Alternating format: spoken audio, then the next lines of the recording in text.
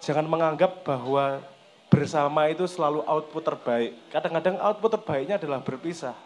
Wah, ciger iki Iya. duwe Jadi kuat Mas. pacar.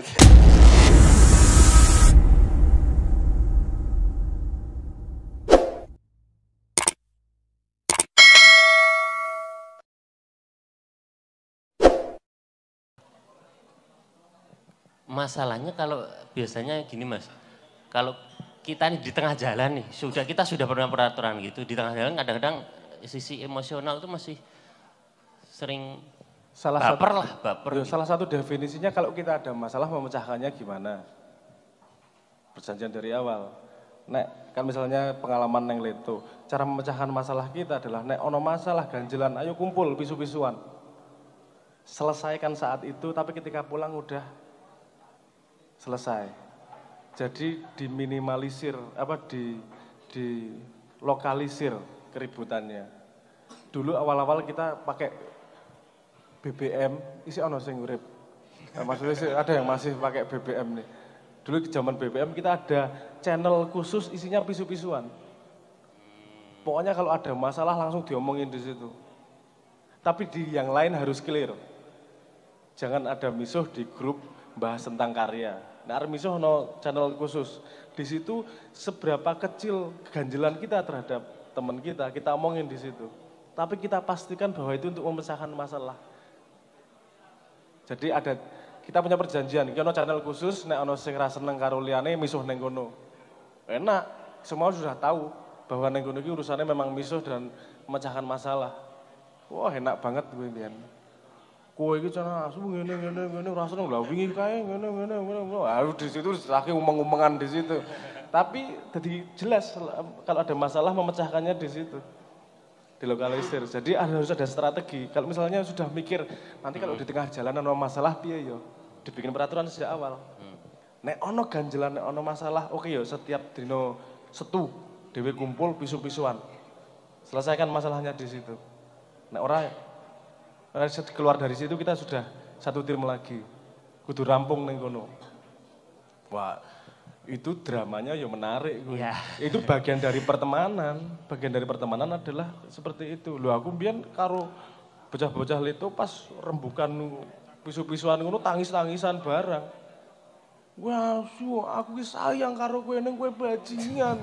Mosok ngono karo aku yo oh drama koyo apa jenenge India ngono kae. Tapi ya bagian dari pertemanan ya yang membuat mesra adalah ketika ya nek kowe serabi ngerti lah. Baribut ro bojo kuwi biasane luwih hot. Oke. Ternyata tidak hanya untuk bisnis juga tapi teman-teman di sini yang hadir itu juga dari kalangan band Mas. Mungkin ini juga bisa jadi sangu yang cukup apa ya, sangat bisa dipegang lah kalau kok gitu tuh Mas, wong WhatsApp itu loh Mas, tim kita satu grup WhatsApp ada satu di-kick itu terus rasanya keloro-loro gitu, kok aku ditokke, itu padahal grup WhatsApp yang mau kerja bareng mau ora pokoknya di situ nggak direspon, nggak ada apa itu kan, apakah memang secara psikologis itu pengaruhnya besar sekali sehingga perlu wahana lain, grup-grup yang lain. Misalkan iki nggo pisuan terus iki nggo rembug serius, iki nggo misui kae khusus ngono. Kowe ora tau nganggo BBM mesti ya. Sampun. Oh, sampun ya. Nggih. Biyen kan satu grup ada sub apa jenenge sub chat grupnya. Nek WA kan saiki sak grup Yeah, atau sub-sube. Jadi masalah di kick itu enggak ada nek zaman BBM biyen. Tapi menurutku yo itu dari resiko pertemanan lah. Yo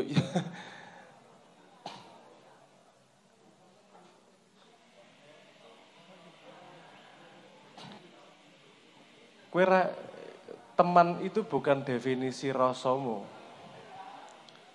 Teman gitu tuh, kancaku, teman itu terbukti dari perjalanan.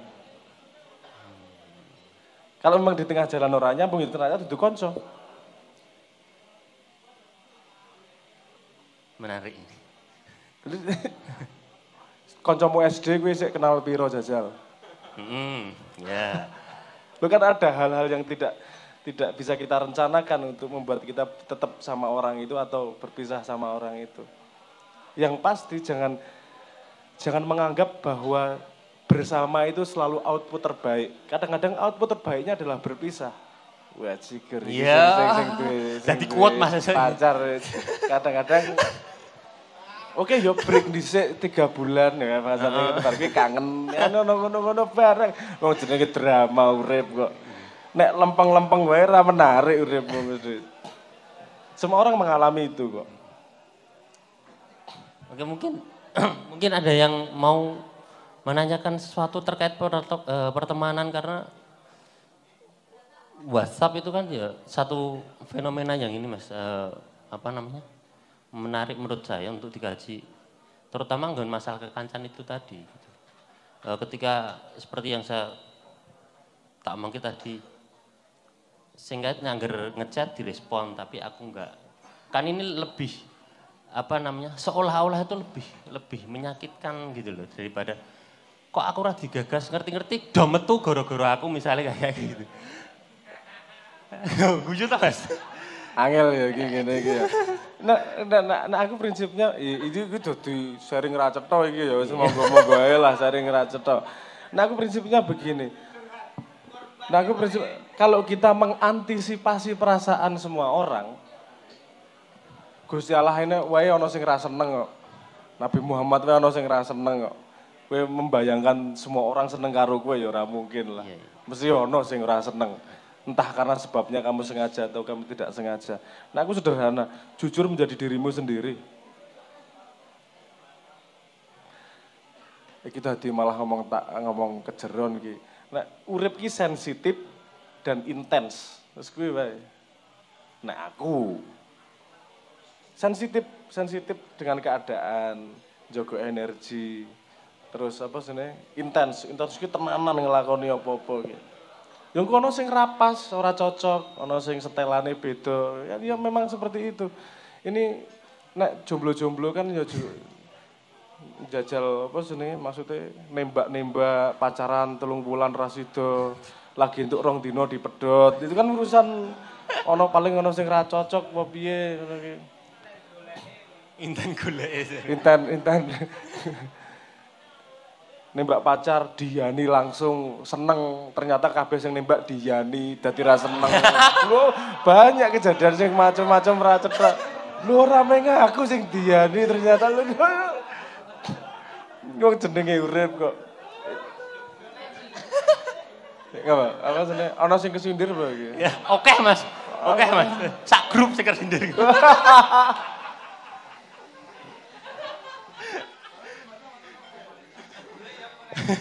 Monggo dari grup ada yang ditanyakan. Yo aja tanya jawab lah gayeng-gayeng ngobrol karena keadaannya sambil ngopi ngene iki. Terkait profesionalitas dan kekancan sing rada terbawa perasaan. Kalau hubungan pertemanan mungkin lebih cair ya. Karena tidak ada peraturan dasar. Karena kamu tidak bersaing melawan kelompok pertemanan manapun. Itu perspektif dasar tuh. Kue kekancan gini, kan enggak dibandingkan karo wong liya sing, kayak kekancane wong 10, aku kudu wong 12. Kayak wong 20, aku kudu wong 20 kan ra ono ngono kuwi kalau kekancan. Jadi kekancan kan yang saya sebut sebagai perang panjang. Perang dalam tanda petik ya kok koyone perang, perjuangan panjang. Jadi yang memang tidak ada goalnya. Itu tidak ada hasil akhirnya, kaya wong rabi, itu tidak ada menang kalah karena dia perang panjang. Kamu kan tidak rabi, terus nek ana keributan, juk aku kudu menang lawan bojoku. Sing kalah ya keluargamu. Bojomu menang lawan kue kalah. Sing kalah ya keluargamu dadian. Tapi kan bukan urusan menang kalah, tapi urusan menjaga keseimbangan. Nek apa senenge? Kekancan gue. Tapi nek permainan, entah permainan bal-balan atau permainan bisnis atau apa segala macam, itu kan kue ono pesaing mesti, sehingga ada goal pendek untuk mencapai goal tersebut. Sehingga dibutuhkan yang namanya hierarki. Ini ngomong rodok akademik.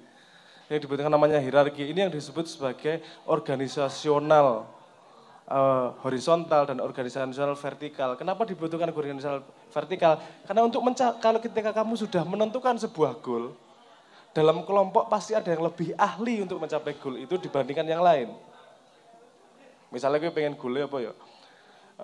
Targetnya adalah mencari badi sebanyak-banyaknya, misalnya ngono ya.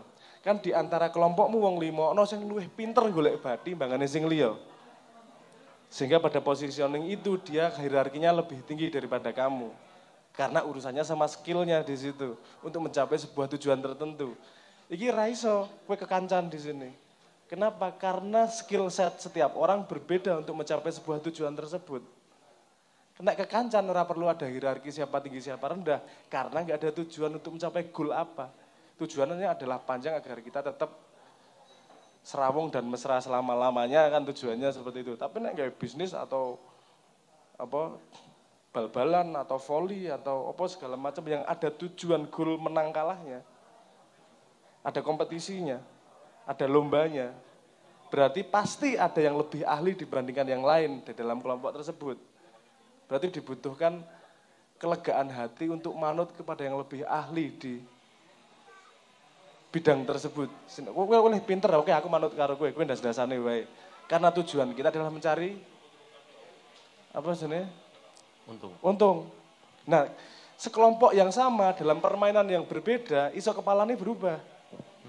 Sekelompok yang sama misalnya, oke kita nyari, pokoknya tujuan kita mencari, misalnya, ziarah ke kuburan yang doanya paling diterima oleh danyang di situ, misalnya ngono. Dhewe golek pemimpinnya adalah orang sing iso ndelok dedemitan dan iso komunikasi, beda karo kepala bisnis ini tadi. Karena berdasarkan tujuan itu ada yang lebih ahli dibandingkan yang lain. Sebenarnya kekancan memberi lambaran, memberi dasar, memberi fondasi untuk bisa ikhlas seperti itu. Bukan urusan tinggi rendah karena memang kamu lebih ahli untuk mencapai sebuah tujuan tersebut. Paham maksudku?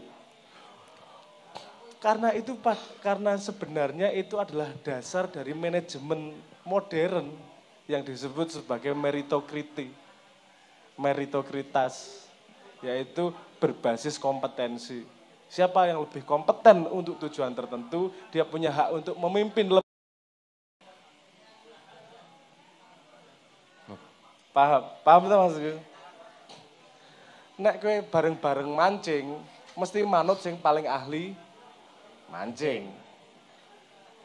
Nek bar kuwi gaple, ya ora iso manut-manutan no. Urusane beda karo mancing, urusane gaple iki. Beda urusan. Karena tujuannya berbeda itu tadi. Nek kekancan enggak ada tujuan mau kemana, pokoknya dhewe serawung terus. Enggak pecah nih pertemanannya. Kan jadi kita harus tahu kita berdiri di mana posisinya.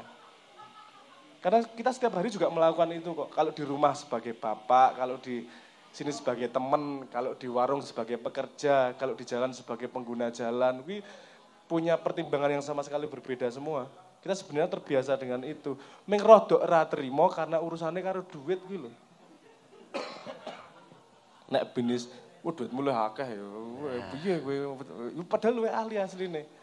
Karena gini juga, kita agak selip memandang duit. Sebenarnya duit itu apa sih? Duit itu enak pokoknya kan. Duit adalah pengganti ilmu pelet misalnya kan. Nek kowe mbiyen golek pacar kudu ilmu pelet, golek ning dukun saiki ATM-e gede ngono wis pengganti pelet kuwi. Jadi salah satu fungsi duit juga sebenarnya. Tapi gini, iki dadi ngomong rodok nganu ya. Intelek pitik ya. Intelek pitik.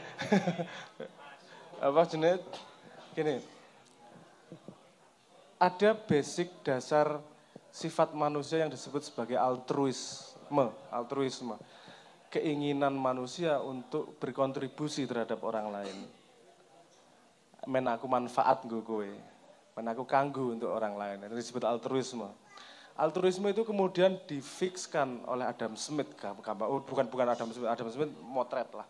Tapi itu kemudian difikskan jadi sebuah sistem yang namanya kapitalisme itu. Duit itu bukan rebutan duit sebenarnya kapitalisme itu. Duit hanyalah indikator seberapa kamu manfaat untuk orang lain. Orang mungkin kowe ngeke duit nang wong liya nek orang liya kuwi tidak memberi manfaat kepada kamu. Pandangan dasar duit kan sebenarnya seperti itu, sebagai tolak ukur kontribusimu terhadap society. Sebenarnya gitu aja, asalnya, awalnya. Tapi kemudian kan terus terjadi kerancuan lah, bukan kerancuan lah, perkembangan pikir. Duit bisa menjadi jalur kontrol, karena kue tak bayar berarti kue manut karo aku. Jadi gitu. Kalau cara pandangnya sudah berubah, perilakunya juga pasti berubah. Nah kalau kita sudah punya pandangan dasar bahwa uang adalah key matrix, adalah tolak ukur terhadap atas kontribusimu terhadap tim ini. Misalnya gitu. Kenapa gue dibayar saono? Karena kontribusimu di sini dihargai segitu. Kenapa pimpinan lebih tinggi bayarannya? Karena tanggung jawabnya lebih luar, kontribusinya terhadap company dan resiko yang dia tanggung lebih besar daripada yang lain. Sehingga duitnya luwih akeh, dudu urusan sikut-sikutan, bukan urusan yang lain. Basicnya sebenarnya seperti itu. Tapi kemudian saya bilang tadi mengalami perkembangan dan arah yang lain. Kita jadi ngomong sesuatu yang sangat lebar ini nanti kalau kita ngomong ke situ. Nah kita, daripada kita ngomong duit pada bias-bias yang berbeda, kita ambil dasarnya dulu. Menurut saya kalau mau ngomong bisnis, tadi itu kan kita menentukan rule dasarnya seperti apa, kita menentukan goalnya seperti apa untuk menjadi hakim kita, benar salahnya perilaku kita saat ini, dan kemudian kita membuat cara pandang yang tepat terhadap duit. Duit bukanlah scorecard, bahasa Indonesia scorecard. Bukanlah penghitungan skor, sapa sing luwih gede dite berarti luwih HP, enggak seperti itu. Duit adalah penanda kontribusimu pada kumpulan itu. Jadi nek duitmu saono ya kontribusimu saono berarti. Duitmu saono kontribusimu saono. Nek kowe tidak memberi kontribusi ya kamu tidak berhak mendapatkan duit, ya sesederhana itu. Jadi tolak ukur uang adalah duduk sugih-sugihan, duduk rebut-rebutan, bukan hasil, bukan output. Dia adalah parameter terhadap kontribusimu terhadap society atau terhadap game yang sedang kamu mainkan tersebut. Walaupun ada tolak ukur yang lain terhadap kontribusi itu, penghormatan, penghargaan, ono kami tuwo, ada kiai yang dihormati oleh orang banyak, itu penghormatan juga salah satu cara, juga salah satu currency, salah satu mata uang atau currency, alat tukar terhadap kontribusi tersebut. Biasanya kontribusi yang spiritual, yang lebih ke arah spiritual, tidak berbentuk duit, biasanya lebih berbentuk penghormatan, lebih berbentuk kepatuhan dan seterusnya. Tapi kalau kontribusi yang lebih nyata, lebih tangible, lebih terukur, dia diukurnya dengan duitnya, dengan seberapa gaji yang dia dapatkan tersebut. Lagi ngomong dawa banget iki. Kowe wacanan dhewe bukune salah satune sing menarik urusan kuwi lah. Bukune Requisite Organization, wacanan dhewe kuwi. Aku jelaske panjang lebar iku. Tapi intinya seperti itulah. Nggih.